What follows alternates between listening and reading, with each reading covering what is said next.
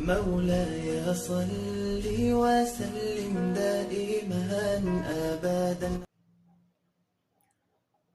اعوذ باللہ من الشیطان الرجیم، بسم اللہ الرحمن الرحیم، الحمد للہ رب العالمین۔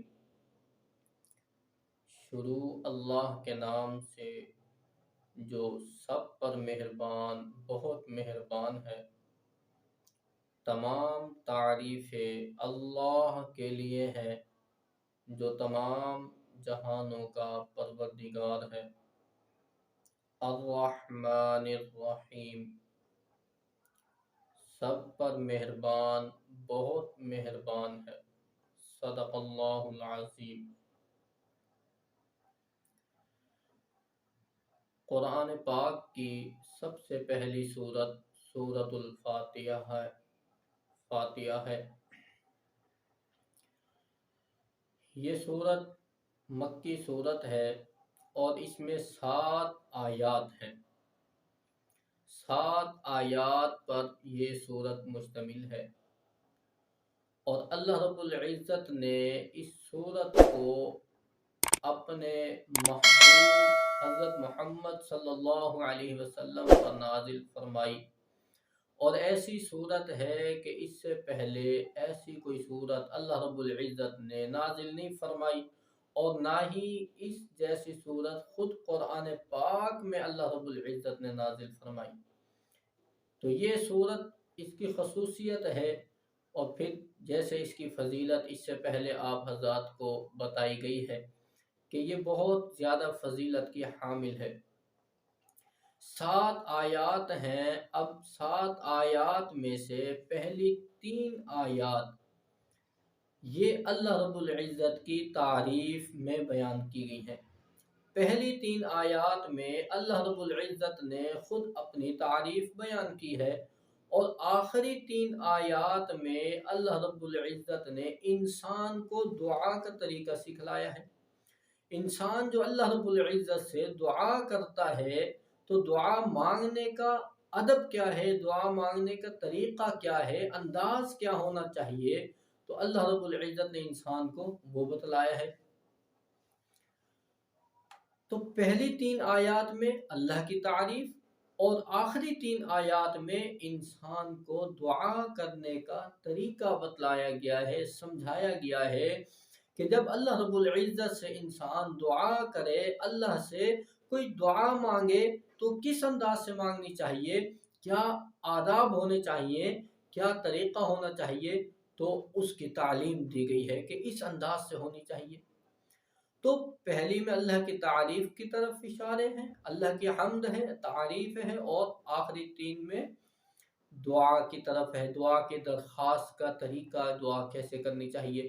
اور جو درمیان میں ایک آیت ہے وہ آیت دونوں کے ساتھ مشترک ہے، پہلی کے ساتھ، یعنی پہلی جو 3 آیات ہیں جس میں اللہ کی تعریف حمد بیان کی گئی ہے، تو اس آیت میں تعریف اور حمد کا پہلو بھی رکھا گیا ہے، اور آخری 3 جس میں دعا کا پہلو تھا، تو اس آیت میں دعا کا پہلو بھی، درخواست کا پہلو بھی رکھا گیا ہے۔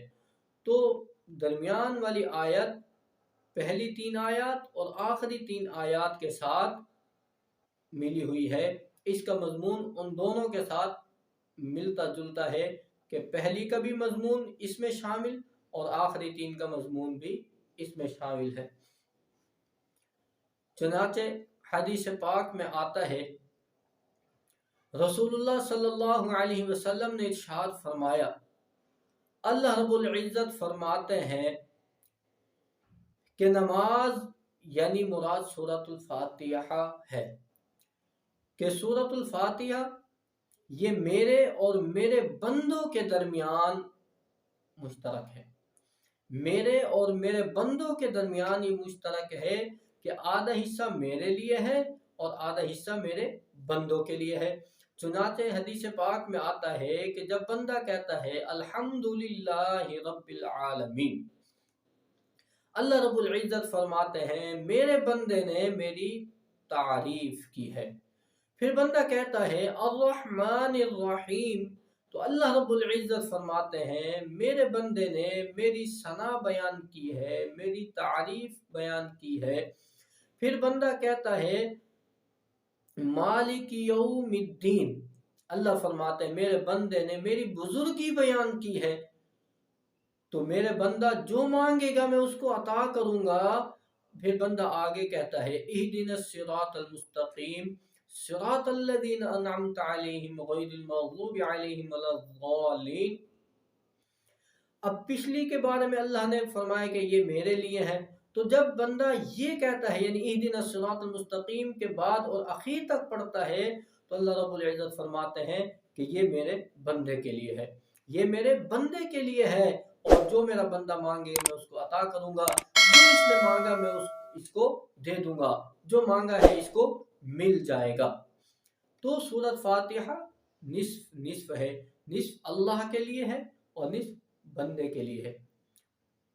تو اللہ رب العزت بندے کو جواب دیتے ہیں، اس لیے علماء فرماتے ہیں کہ جس وقت ہم نماز پڑھیں تو نماز میں ہم الحمدللہ رب العالمین ایک آیت کو ایک سانس میں پڑھے، سانس توڑ توڑ کر ہمیں سورۃ فاتحہ پڑھنی چاہیے، سانس توڑ توڑ کر سورۃ فاتحہ کی قرات کرنی چاہیے۔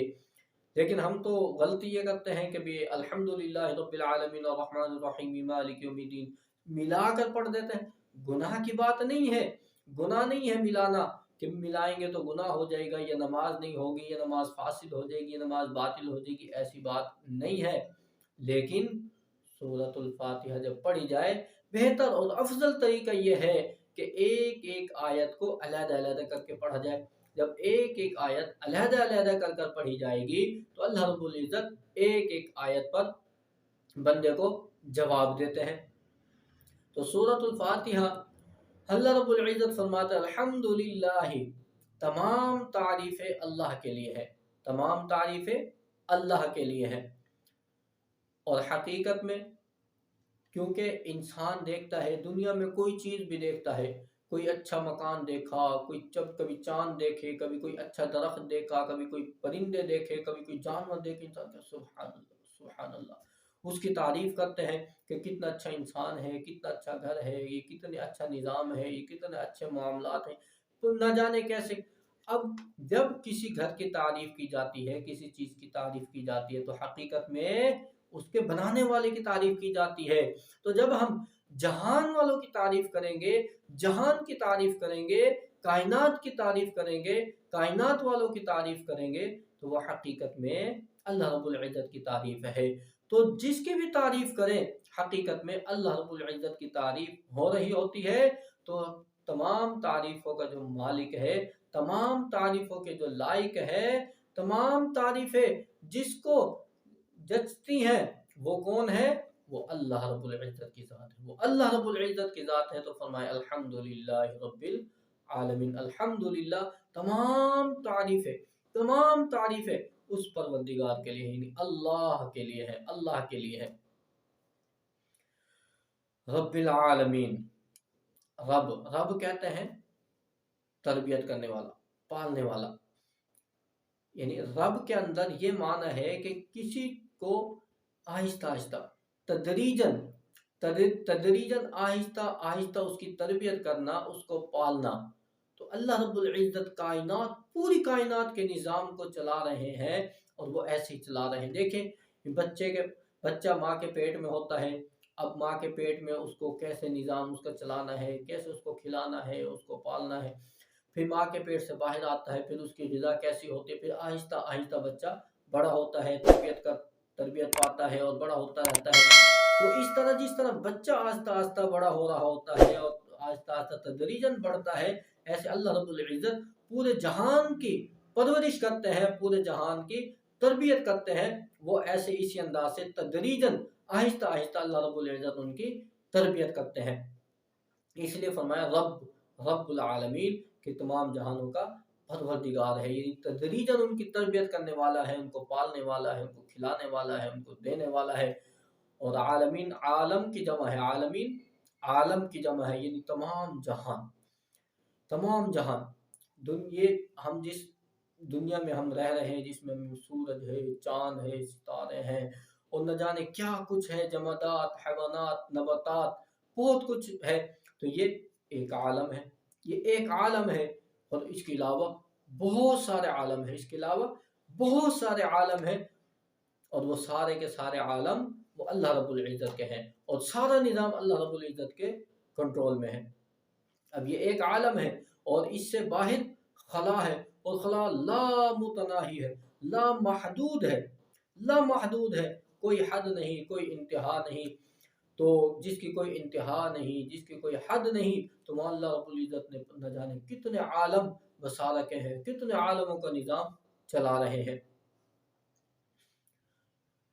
چنانچہ حدیث پاک میں آتا ہے، حضرت ابو سعید خدری رضی اللہ تعالیٰ عنہ فرماتے ہیں کہ عالم اس عالم کے علاوہ مشرق اور مغرب، یہ ایک عالم ہے، مشرق سے لے کر مغرب تک ایک عالم ہے. تو اس کے علاوہ فرمایا کہ 40,000 عالم ہے، 40,000 عالم ہے.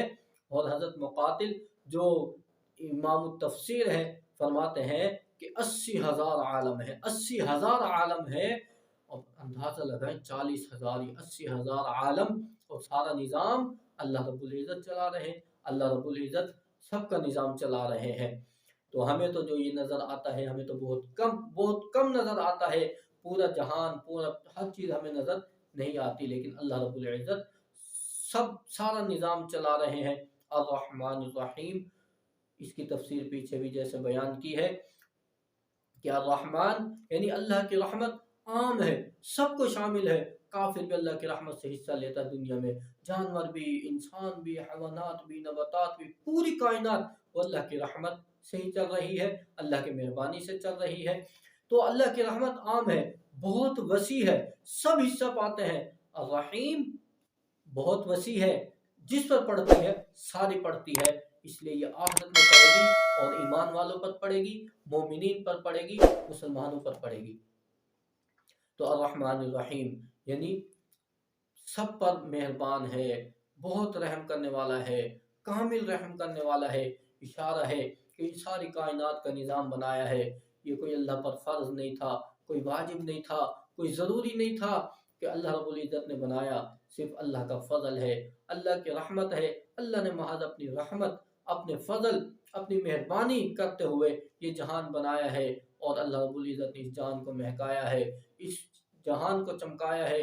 اور نہ جانے کیسے کیا کیا چیزیں اس جہان میں اللہ رب العزت نے رکھی ہیں، وہ محض اللہ کا فضل اور اللہ کا احسان ہے. تو اتنا مہربان پروردگار ہو، اتنا تعریف والا ہو، اتنا احسانات والا ہو، تو حقیقت میں عبادت کے لائق بھی وہی ہے، حقیقت کے عبادت کے لائق وہی ہے. تو گویا اس آیت میں پہلے جملے میں ہی اللہ رب العزت نے اپنی عبادت کی دلیل ہمیں سنائی ہے، اپنی عبادت کی دلیل ہمیں بیان کی ہے کہ عبادت کے جو لائق ہوں وہ میں ہی ہوں، اس کے علاوہ کوئی عبادت کے لائق نہیں ہے. تو دعویٰ ہے، اور دعوے کے ساتھ دلیل اللہ رب العزت نے بیان کر دی ہے. اللہ رب العزت ہمیں عمل کی توفیق عطا فرمائے. مولاي صل وسلم دائما أبدا